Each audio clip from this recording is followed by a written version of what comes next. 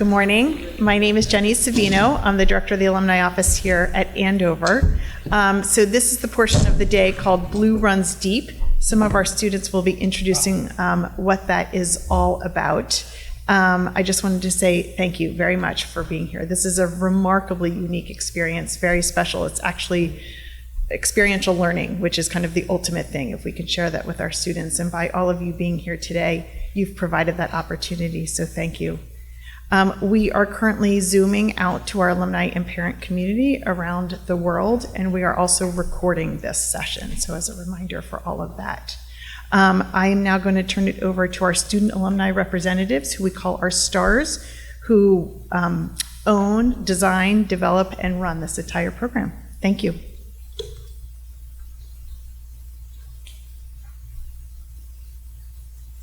Good afternoon. Welcome to our alumni, parents, faculty, staff, and students who gathered here today to discuss the Massachusetts Court of Appeals in action, and we now look forward to hearing from this esteemed panel of alumni judges. My name is Angelica Otto, and I'm a senior from Long Island. I'm a member of STARS, and I'm here today to introduce today's Blue Run Deep program. The Blue Runs Deep Speaker Series was launched in 2021 by the Student Alumni Representatives, also known as STARS, which is a group of students interested in connecting with alumni in various ways through programming with the Alumni Office. Today's focus is alumni judges in Massachusetts courtrooms. STARS will pose questions that we have written, and we have also included some that were submitted during registration by our attendees. You will learn from our panelists about their professional paths since Andover through the course of this conversation. Many of our questions will be directed towards a single panelist, but we encourage panelists to elaborate on each other's responses. We only have an hour together, so we will jump right in. To introduce our panelists, I would like to welcome Mary Lord from the class of 2024.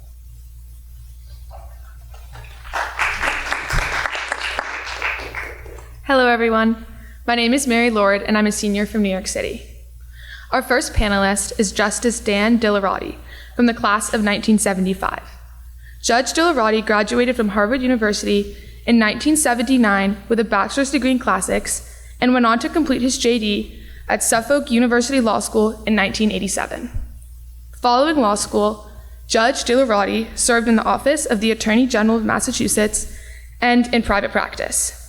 He was appointed to the Brockton District Court bench by Governor Charlie Baker on March 29, 2017. We welcome Judge Dilorati here today.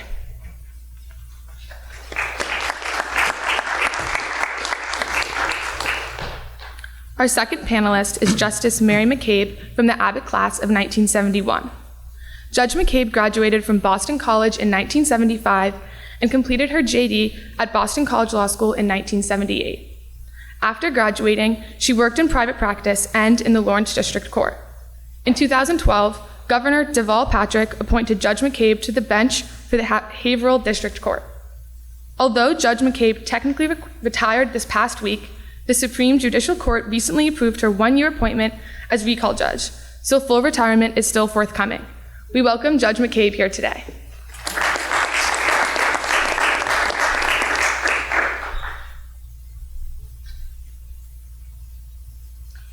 Hello, everyone. My name is Clementine, and I'm a senior from Los Angeles. Our third panelist is Justice Eric Neyman from the class of 1986 and parent of the class of 2022. Judge Neyman graduated from Cornell University in 1990 and received his JD from Boston University School of Law in 1993. After graduating, Judge Neyman became Assistant District Attorney in Berkshire County and then moved to the Suffolk County District Attorney's Office. Like our other judges here today, Judge Neyman served in both the public and private sectors. Judge Neyman was appointed to the Appeals Court in 2015 by Governor Charlie Baker. We warmly welcome Judge Neyman here today.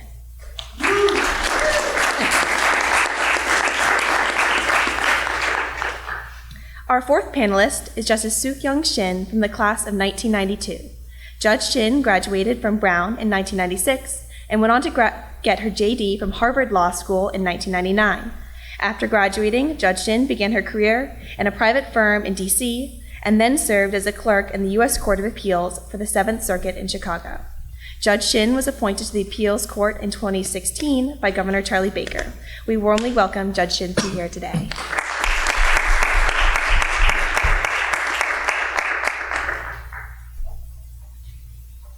Hello everyone, welcome. My name is Isabel Curran and I'm a senior from Houston, Texas. Our fifth panelist is Justice Howard Whitehead from the class of 1968 and parent from the classes of 2002 and 2004. Judge Whitehead graduated from Yale University and received his JD from Boston University in 1974. He served for 2 years as an Assistant Attorney General for the Commonwealth of Massachusetts. In 1993, Judge Whitehead was appointed to the Superior Court, where he served 21 years and presided over 700 civil and criminal cases. Judge Whitehead retired from the bench in 2014 and returned to the Middlesex County District Attorney's Office as special counsel to the District Attorney. He retired from actively practicing law in 2020 and has also proudly held the position of Adjunct Professor of Law at Boston University School of Law. We welcome Judge Whitehead here to join us for this conversation.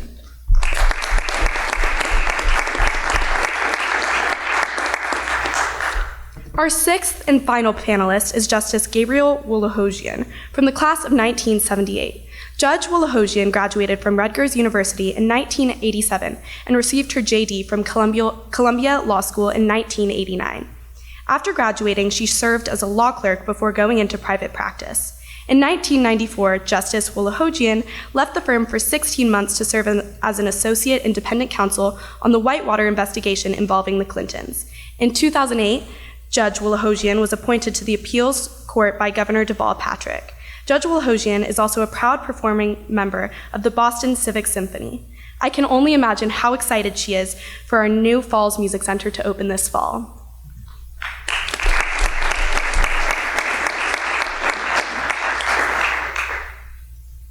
Hello everyone, my name is Izzy Ann and I am a senior from North Andover, Mass. We'll kick off with our first question for Judge Wolohojian. Why is it important to come to Andover and share these 4 appeals court cases today embedded in the community? What do you hope we gain as constituents? What does the court gain in exposure? Well, first off, thank you so much to the STARS students for asking us to be here, and to the Andover community at large for participating in this program and extending such a warm welcome to us. We are very, very pleased to be here. The appeals court considers it part of its mission to conduct court every month out in the Commonwealth of Massachusetts. So every month, a panel of judges, 3 judges, as you saw today, will sit somewhere other than in our home courtroom, which is in Boston. And our purpose for that, and what we hope people will get from that, is a chance to see the court in action, to provide an opportunity for the community, and in particular students, whether they're in law school or in college. We think this is the first time we've done it at a secondary school, to be able to meet with the judges and ask them questions about their background and about the law and the justice system in particular. That's what we hope they will get out of it.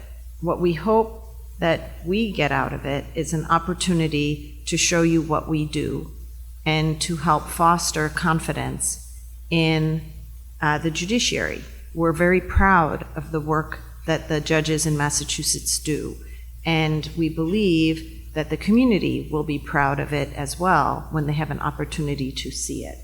So, thank you, and I know you have plenty of questions, so I'll leave it there. Thank you so much, Judge Wolohojian. And hello, everyone. My name is Jaceel Britton. I'm an upper from Wilmington, North Carolina. And our next 2 questions are for Judge Neyman. And did I pronounce that right? I'm sorry. It's Neyman, but you did so much better than most people did. Thank you. Thank you. I noticed that you specialize in criminal law. And could you please talk to us about how you developed an interest in that field? And does any of it stem from like an Andover classroom? Sure. I did specialize in criminal law coming out of law school for a number of years. And Andover did influence that. Not so much the criminal law, but the fact that I entered criminal law because I wanted to get into a courtroom as quickly as possible, and I wanted to be an advocate. And part of advocating, in fact, all of advocating involves communication. Most importantly, to be an effective lawyer, you have to be a good writer, and you have to be a good communicator. And I certainly learned that at Andover. When I went here, and I'm fairly certain it's the same because my daughter graduated in 2022 from Andover and she had the same experience.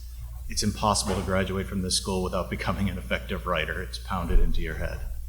And it actually reminds me of my 11th grade class. This is just anecdotal, but I had Mr. Thorne as my English teacher. Craigslist, not the website, but the Craigslist, the list of books that comes out every year. Andover's recommended list of books is named after Craig Thorne, who regrettably passed away.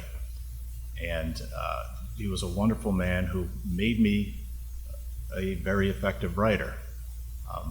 He's the one who taught me every time I'd use an ly at the end of something, if I said undoubtedly, clearly, he'd hold the paper up and he'd just say, Eric, adverbs are for the weak. Make your words count. If something is clear, you should have an argument to back that up. If something is undoubted, then your words and your facts and your law should back that up. And I've taken his words with me, honestly, in my legal career every single day. Yes, thank you for sharing. That's felt very sentimental for me. And then about your next step in your career, you were appointed as a judge by the governor. And are there particular steps to take if you are interested in serving as a judge at that level? I'd say two things. The first is becoming an effective communicator and writer, and I've already discussed that.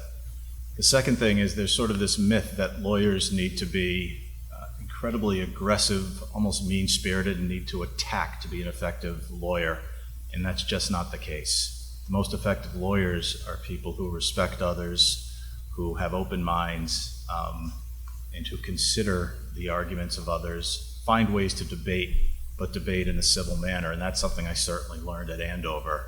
Andover taught me, it exposed me first to diversity of thought, diversity of background, diversity of opinion, and but for my experience at Andover, I don't think I would have had the maturity of judgment or that perspective, I think, to become a more effective lawyer. Thank you so much. Thank you. Thank you, Judge Neyman. Hi, everyone. My name is Margot Furman, and I'm an upper from New Canaan, Connecticut. Our next question is for Judge McCabe. How has the Abbott legacy come alive in your work and in your life?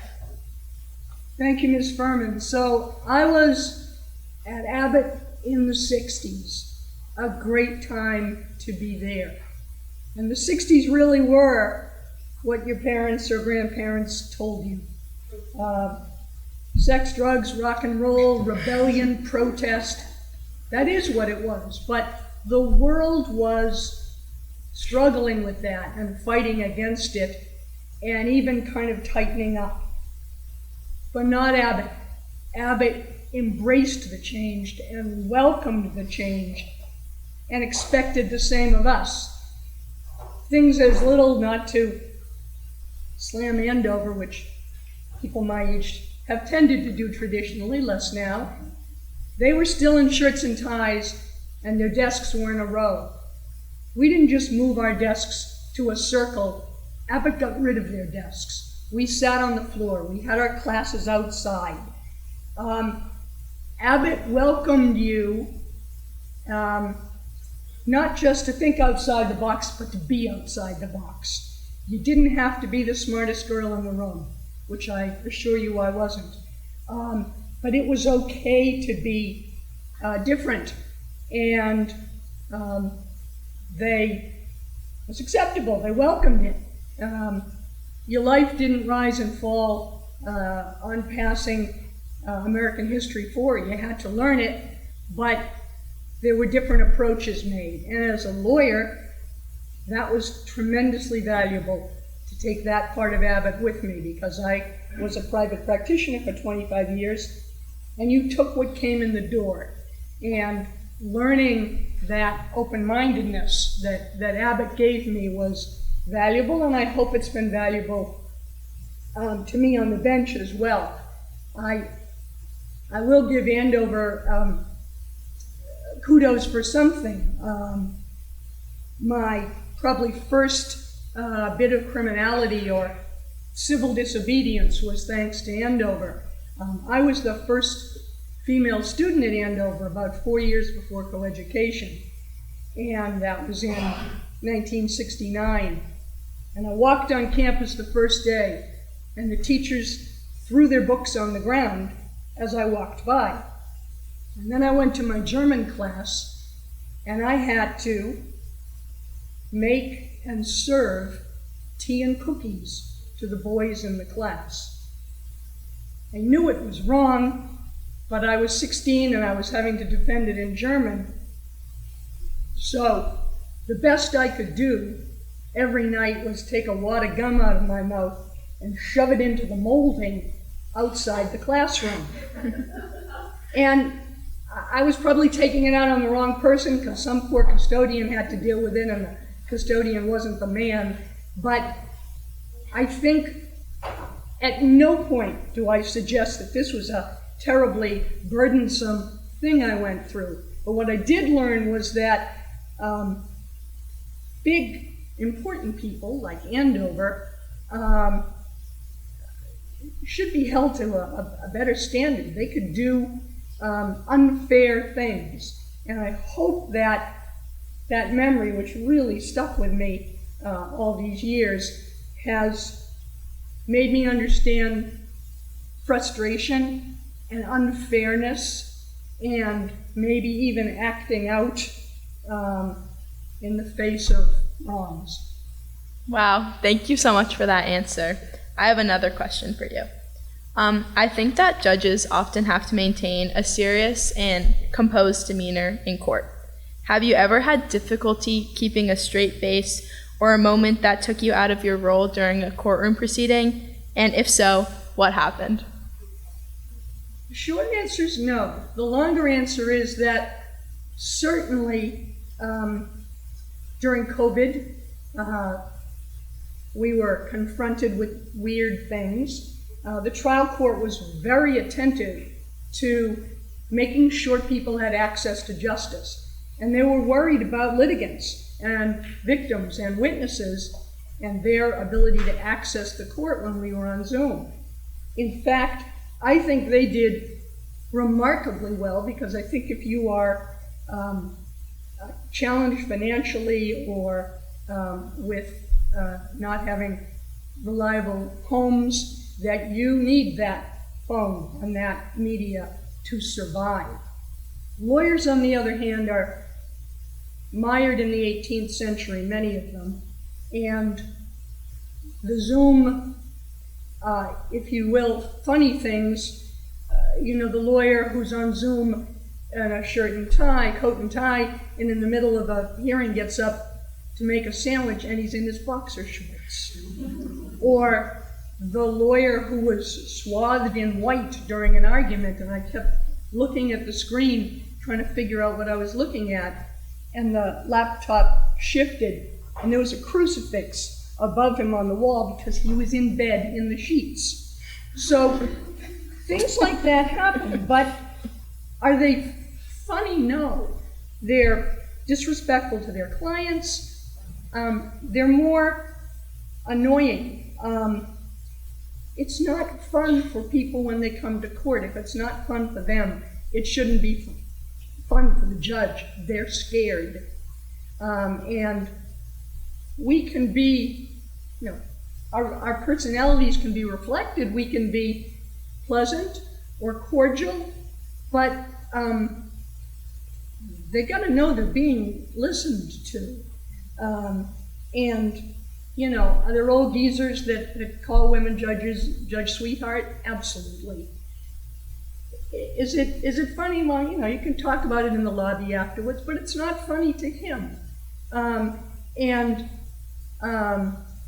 Now, having said all of that, I will say, about a month ago, I had a 2-day trial for a restraining order for Ricky the Rooster. And was it funny to be litigating a rooster for 2 days?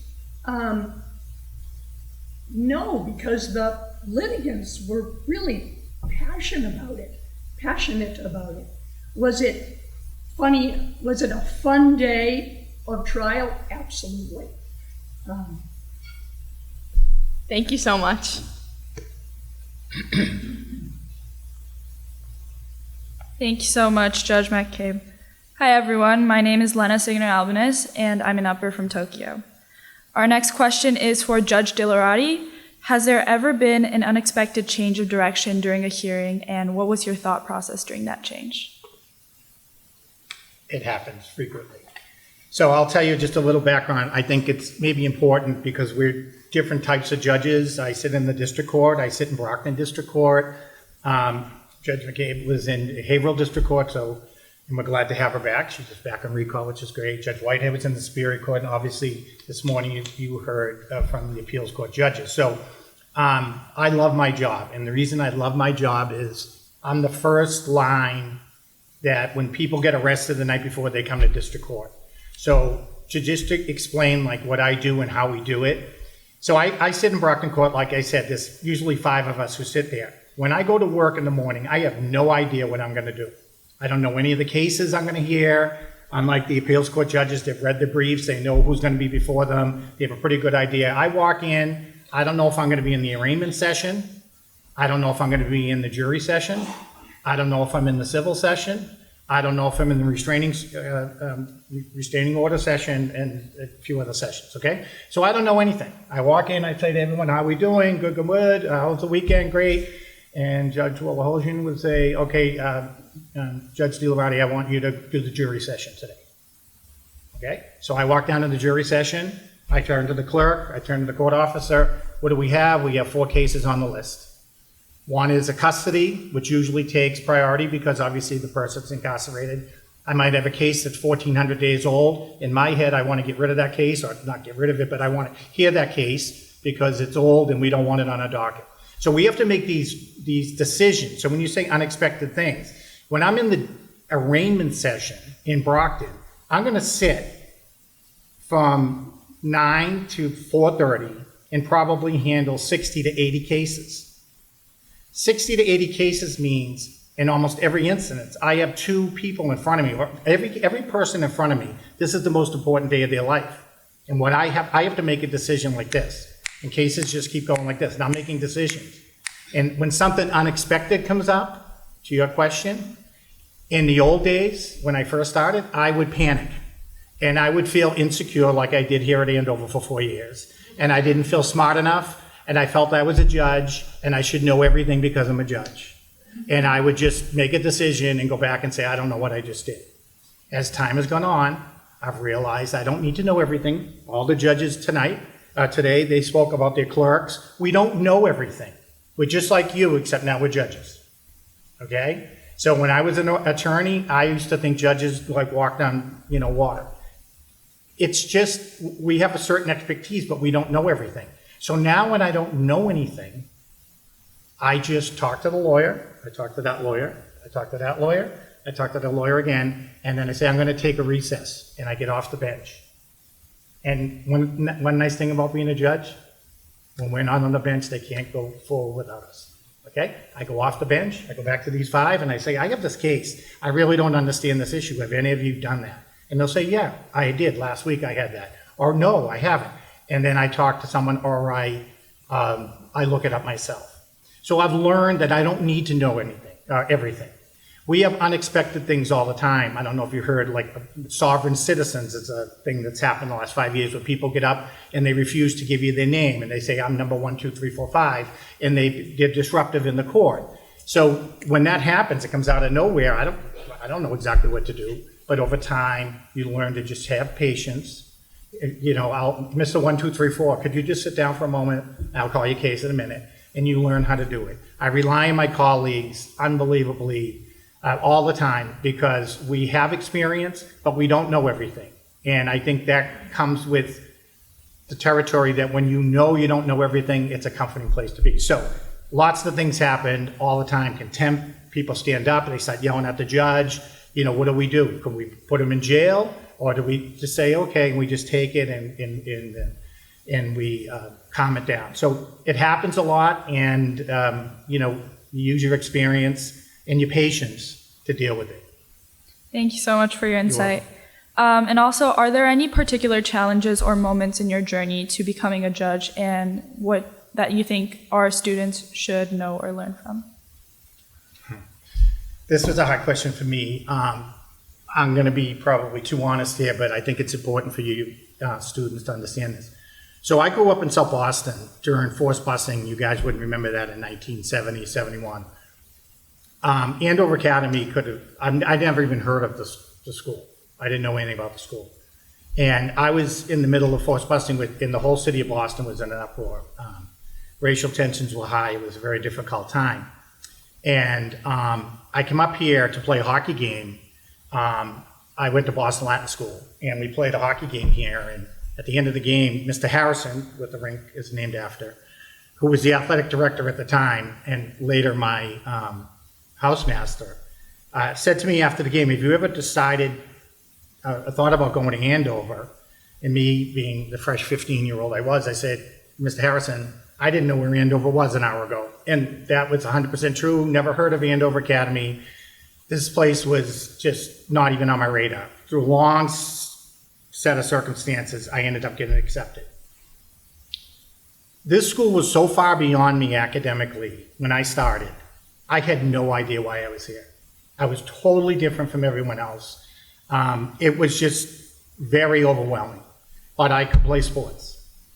And so sports was my avenue into friendships, and slowly but surely, I started to understand, the academic side of it. And it was very difficult for me. Like Judge Neyman, he's not good in math. I wasn't good in anything. It was really hard for me. And, but I loved the school. I loved my friends. And I was very insecure. I was very insecure as a student. I didn't like the way I talked. I swore too much. Had an edge, on me because I was an inner city kid. So bottom line is, this went on, and I did graduate from Andover. I got fortunate enough to go to a great college. But at the time, I identified myself as an athlete and not as a student, and never thought I was smart enough, never thought I belonged, never raised my hand, never felt I belonged at all in any academic environment. So it was difficult for me. And then I got hurt in college. And when I got hurt, it kind of took away the one thing I understood, because I could always study hard enough to, play, but it was taken away from me. And I started to drink a lot. I started to do a lot of things that wasn't any different than anyone else. I hung with a whole bunch of people who did the same thing I did, but I lost myself for probably 5 or 6 years. So when you asked, I think, Judge Wolohojian, it was really comforting to hear that I never thought about being a lawyer. I never thought about being a judge in a million years. It never came to me. But over time, someone suggested to me, they said, "Danny, you're a really good guy. You're a nice guy, but you drink too much." And I was like, "What do you mean I drink too much? I don't drink too much. I drink like my friends." So jumping way ahead in the story, I got sober when I was 27. I was in law school. I just started. I became serious, a student. As Judge Neyman said, if I can impart anything to you guys, the 3 most important things I would say to you, and it applies to any profession: you need how to read, which sounds, ridiculous. You're at Andover, but you need how to read. You need to write. You have to know how to write. And you have to be confident to get up on your feet. You have to be able, as a lawyer, to get up and say the things that you need to say, okay? And I couldn't do any of that for a long, long, long time. But as my legal career progressed, I went out on my own because I really enjoy people. I really enjoy helping people. One of the great joys of being a district court judge is I have lots and lots of pro se people before me who don't have lawyers, and in our own way we can help, being empathetic and being compassionate and trying to help people. It's a great way and a great place to do that. And as time went on, I think you asked someone about how do they become a judge. We joke, become a judge, it's a lawyer who knows the governor because the governor appoints us. It's a little deeper than that, but the point I'm making is someone came to me about 10 years ago and said, "Why don't you apply to be a judge?" And I was like, "I'm never going to be a judge. I'm like too old," and there's a whole bunch of reasons. And they said, "No, apply." And through a whole series of circumstances, I'm sitting here today 8 years into my career, and I just love it because it's a place where we can help people. And we want to help people. I can tell you right now, I'll speak for myself, but I think I can speak for all 6 of us.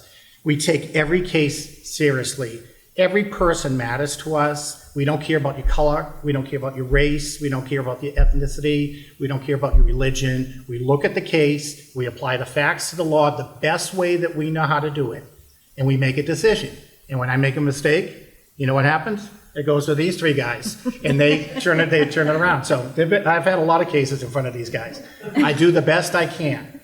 We joke, make a decision, and if you get it right, it's a bonus, you know. But we have to make lots of decisions quickly, and we do the best we can based on our experience and our knowledge. But I'm really proud to be up here. I kind of feel like I don't belong here with these guys because I know Judge Whitehead from a long time ago, Judge McCabe, and I guess what I would say to you is, you know, you heard passion, that's for sure. Any and all of you can be great lawyers if you do the things that we said, you know, study hard, and don't lose your common sense. Don't lose your common sense. We're all humans. It makes a difference to be human when you're a lawyer. You know, so that's what I would say to everybody. Thank you. That's really fascinating. Thank you for sharing your journey. Thank you, Judge Dilorati. I thought that was a really awesome and inspiring story. Thank you. Hi, everyone. My name is Stephen Migliero. I am a senior from Linfield, Massachusetts. Our next question is for Judge Shin. As the most recent graduate on today's panel, we have two questions for you. First, Andover is known for fostering a forward-thinking community. How did your experience at the Academy prepare you to address the challenges of technological advancements in legal proceedings? Okay, thank you. This question makes me giggle a little bit because I might be the most recent graduate on this panel, but I graduated 31 years ago. Be nice. Which seems impossible, really. So to the students in the audience, let me tell you what it was like at Andover technologically in 1992. We did not have internet. We did not have email. Back then, we actually wrote letters, folded it, put it in an envelope, put a stamp on it, put it in the mailbox. It was actually kind of nice, except my parents lived in Saudi Arabia, so by the time they got my letter 2 weeks later, it was all old news. Not only did we not have cell phones, we did not have phones in our room. In Day Hall, where I lived for all 3 years I was here, we had 2 payphones in each hallway, so 25 teenage girls, 4 phones. You can imagine how well that went. But I do think that my generation kind of made the quantum leap in technology while we were in school. So back then at Andover, computers were starting to become more prevalent. We had these little Macintoshes. They were boxes with a tiny little screen that we used primarily for 2 purposes, writing papers and playing Tetris. In college, we started using email and the internet. In law school, we had started moving to online legal research. And my law school was still trying to teach us how to do research using the books, which we thought was really cute. We knew that nobody was going to be using the books. And so we really did make that quantum leap. And so what I think this taught us all at the time was to be adaptable. There's been a lot of advancements in technology in the legal profession. As one example, I was at the Attorney General's office for 11 years from 2005 to 2016. And back then, all the briefs were in paper. And so there'd be the blue brief for the appellant, the red brief for the appellee, and then the white cover for the appendix. And you'd see the judges come out with a stack of papers this high. And for those of you who were at the argument today, you notice we had one iPad, which holds an enormous amount of information. It's really incredible. And they had moved to the iPad right when I started on the court in 2016. I was really reluctant to use it because I was so used to paper, and I was used to going back and forth and marking it up. But you have to be adaptable, and I started using it, and it's been pretty seamless, and you save a lot of trees in the process.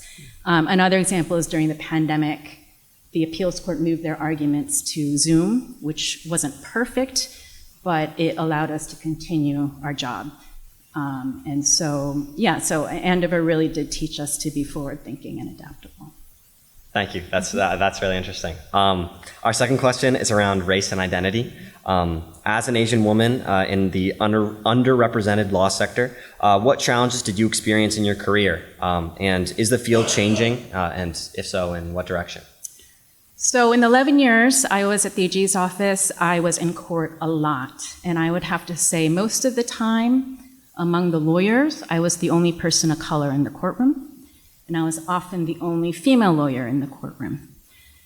And that led me to develop a very severe case of imposter syndrome, which I struggled with for most of my career. And I had to tell myself to be more confident and to tell myself I earned my place in the courtroom just like everyone else did. But I'm not exaggerating when I say that it affected me for most of my career, because when I was preparing for my confirmation hearing to become a judge, a group of current Asian American judges and retired judges in Massachusetts were helping me to prepare. And I guess I must have been, downplaying some of my accomplishments and abilities, and I saw one of them looking at me very annoyed. And then she stopped me and she said, "Stop being such a girl." And I'll never forget that.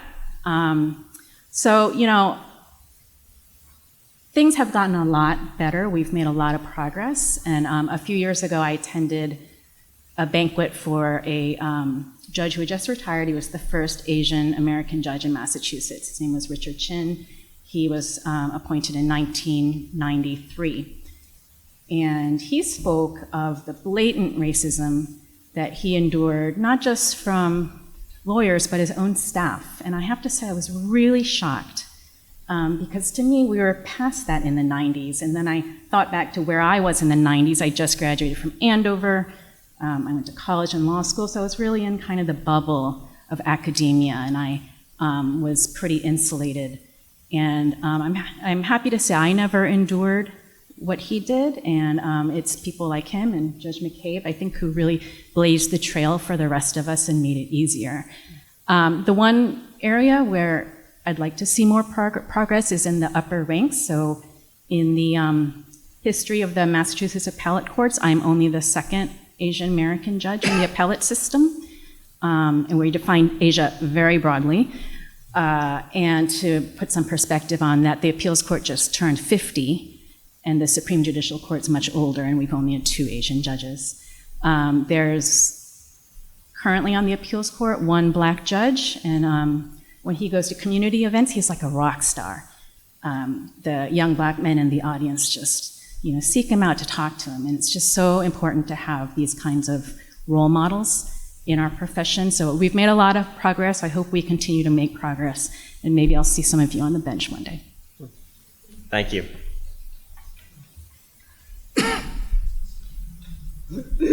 Thank you, Judge Shin. That answer really resonated with me. Our next question is for Judge Whitehead. Apart from your courtroom work, you have taught at Boston University's law school. What advice would you offer to students considering a career in law and any of us that might aspire to be judges? Thank you. I begin by saying that there are many careers within the law. Many people who go to law school go on to politics. Other people are lawyers who work in the office, if you will, doing real estate transactions, commercial transactions. And then a very small fraction of people actually go to court. So you want to understand that when you begin, that you're not necessarily going to be a flashy trial lawyer. You may be working behind the scenes all the time. A lot of people like to do that.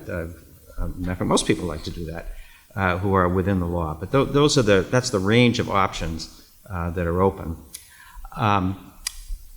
In terms of aspiring to be a judge, I always have to smile when I hear people who are lawyers, or even if they've just become lawyers, say, "I want to be a judge." I had a law clerk tell me that, and she'd been a member of the bar for about 2 months, and she said, "I want to be a judge." I said, "How do you know you want to be a judge? You don't even know what the job is really about." I never had an aspiration to be a judge until the end of my career as a trial lawyer. I had, after I finished at the Attorney General's office, I started out at the Attorney General's office in 1974, and I was in a unit that did a lot of constitutional law, and it was my goal to argue a case before the Supreme Court of the United States. Well, I reached my goal a little early. 18 months after I started in the office, they took one of my cases, and I argued it being a member of the bar for 2 years down in Washington, which was the highlight of my career. And I thought, boy, it's going to be all downhill from here, and I've got 50 years to go. What am I going to do? So I left the office shortly after that, thinking that I should go out and make money. And the day I left the office, the Supreme Court took another one of my cases. If I had known they were going to do that, I would have stayed on. But I worked for a large Boston law firm for a year. Now, with the Attorney General's office, I had been going to court every single day, sometimes multiple courts in a day. At that law firm, I went twice in 1 year, and I said, I can't do this. So a friend of mine was working in the Middlesex County District Attorney's office, and he said, you ought to come over here. And I said, oh, it's criminal law. Isn't that kind of dirty? I said, oh, no, you'll really like it. The first assistant district attorney at the time was John Kerry, now the climate czar. And he was trying to build a team of people who, regardless of experience, were kind of the best available player, regardless of position, as they say in sports. So I went over and absolutely loved trying cases. Once you've tried a case, if you're a trial lawyer, you'd never want to go back. And so I worked for 5 years in the Middlesex office, and when our DA was unelected, I moved to the Essex office and worked for 10 years in the Essex office.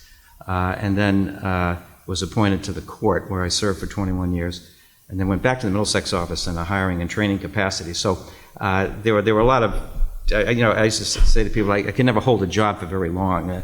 The judgeship was the longest one I had, but I wanted to be in court all the time. And if you want to be a trial lawyer, particularly, or any lawyer, I'd say, first of all, you do have to know how to write, as I think every one of the judges has alluded to. And the way I learned to write was at Andover. And particularly, I took Latin all 4 years at Andover, and then I took it for an additional year when I was at Yale. And it taught me the structure of language. And I always thought it was the most useful course I ever took. More useful than history, although that would be important, especially American history if you want to be a lawyer, or political science, because I did learn how to write. So I'd say that's what you want to do. You want to learn how to write, first of all. You want to learn how to think critically, how to see every side of an issue before you make a decision.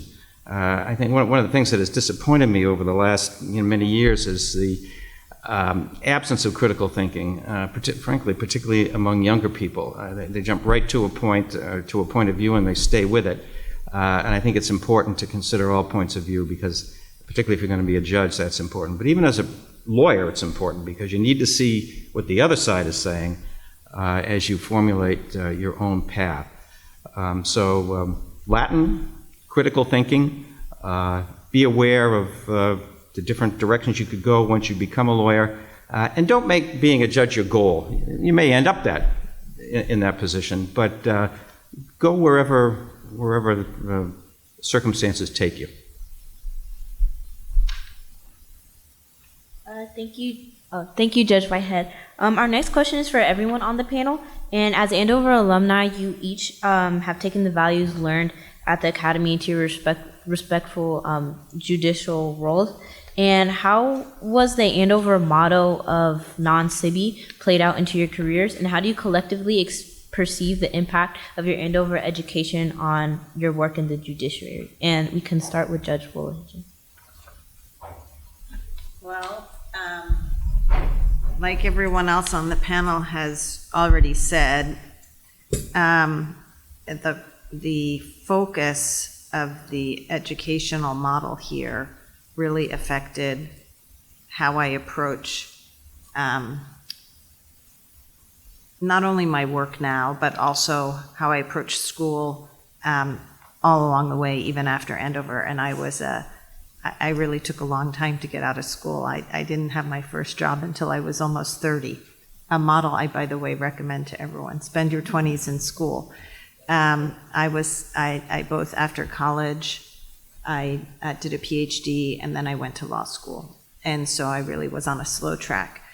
I would say that the thing, though, that I remember most, non-SIBI, it's so clearly tied to being in public service, which all of us are in public service now, and many of us were in public service even during our legal careers.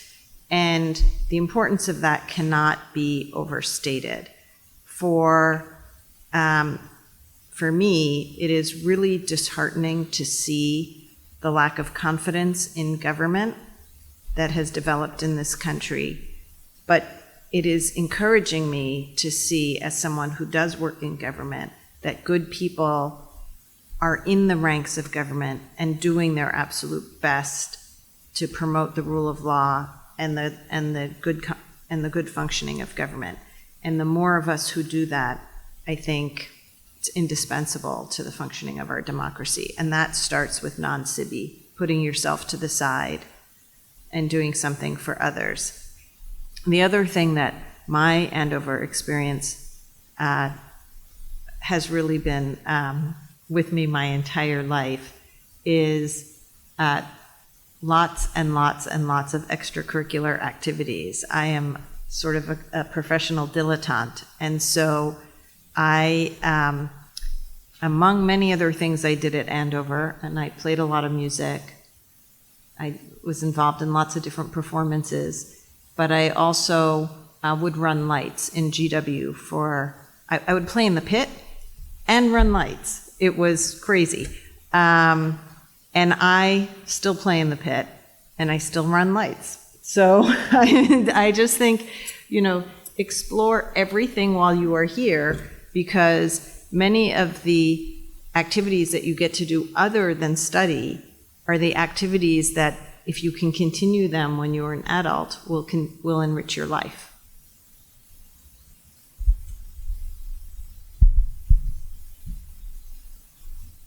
I guess the only thing I'd add is the non-civi piece.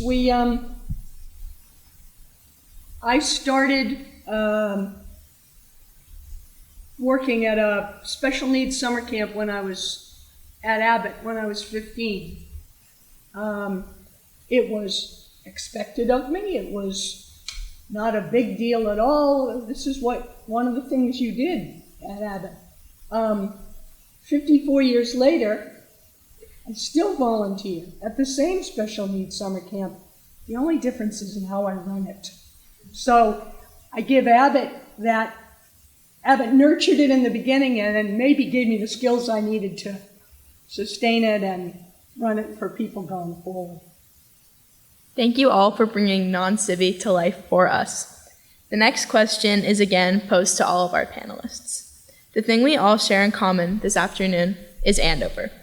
Do you have a lesson, a memory, or a teacher that you remember from Andover that has influenced you on the bench? How has Andover helped you prepare you in your career? We can start with Judge Neyman. Gosh, I already gave my Craig Thorne story.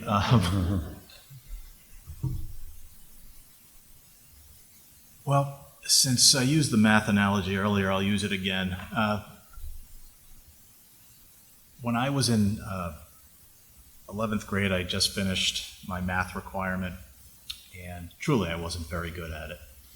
And my advisor was a teacher named Nat Smith, and he said, I want you to take, sort of this calculus course. And I said, geez, Mr. Smith, I'm really not good at math. He said, I know, I want you in my class. I think calculus will serve you well. He said, take on challenges. That's what this place is about. And on the one hand, when class started the first half of the year, he would divide the board in half. So he had this practice of, he'd have you do a homework assignment, you'd submit it, and he'd write on the board, he'd go through the entire answer.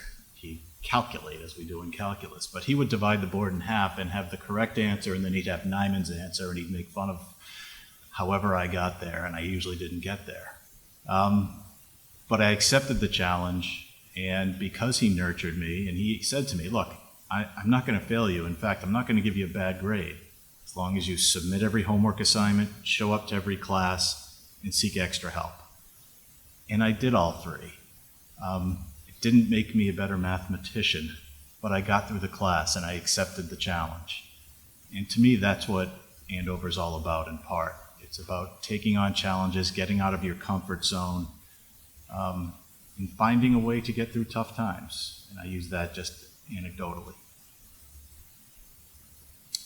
I told a Mr. Harrison story a little while ago, or how he was very instrumental in me getting here.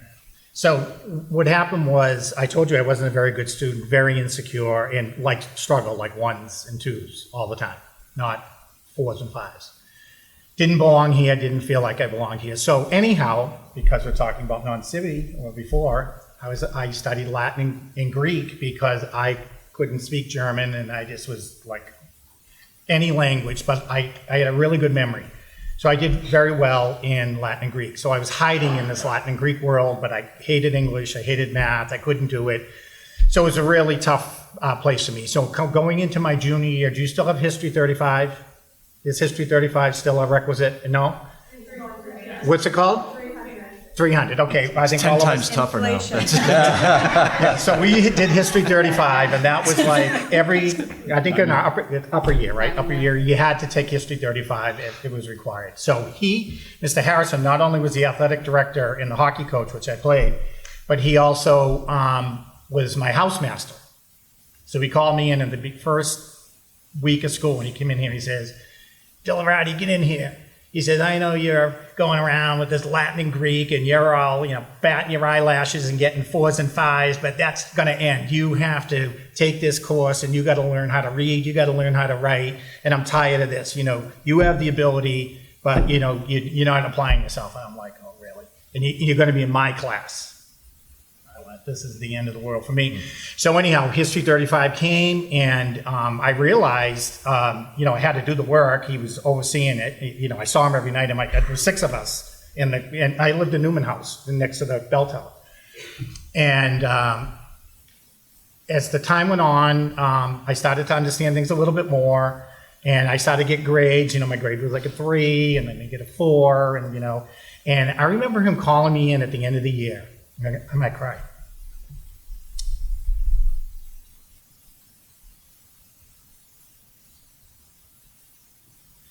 And he said to me,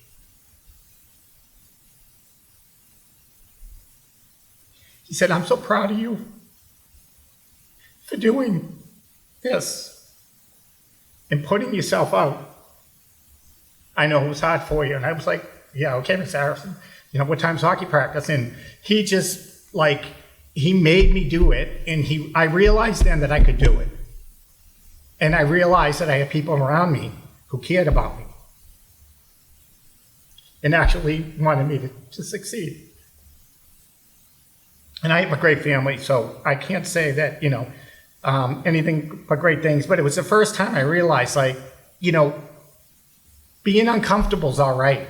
You learn from being uncomfortable.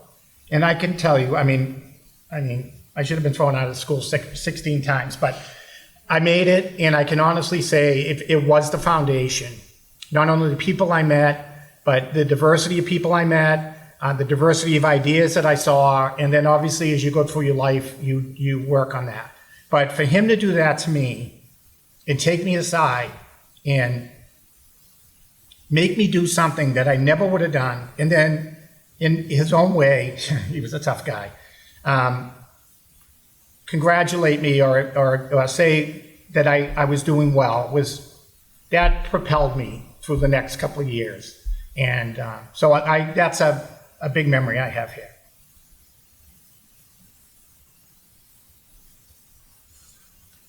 That was awesome. Thank you all for such thoughtful responses. On behalf of the entire Andover community, we are so beyond grateful to all our alumni judges for their time this afternoon.